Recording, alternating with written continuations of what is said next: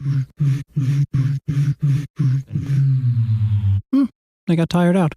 Probably had a big day. Probably had a big day.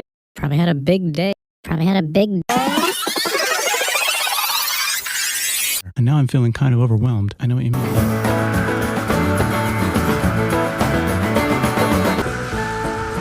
Where do you think all those people are going?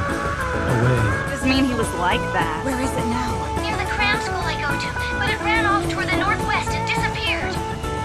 Understood. All of us will meet you near there. Come on, we gotta go, Ray. But the movie's just getting good. No, it's all of them are going away half the time. And the other half of the time they're coming back? No. They came back first, then went away. Came back first, then went away. Right. From where? I think it might be a loop that could be making a series of angular turns. That's right, good point. Everyone around here seems pretty driven. It's just a sign of the times. 5 minutes ago, no one was going anywhere. I remember. Because of this sturdy commercial. Because of this sturdy commercial. Because of this sturdy commercial. Because of this sturdy commercial. Because of this sturdy commercial signage fixed. Because of this sturdy commercial. Because of this sturdy commercial. Shall we amount to something? Well, how do you propose we do that?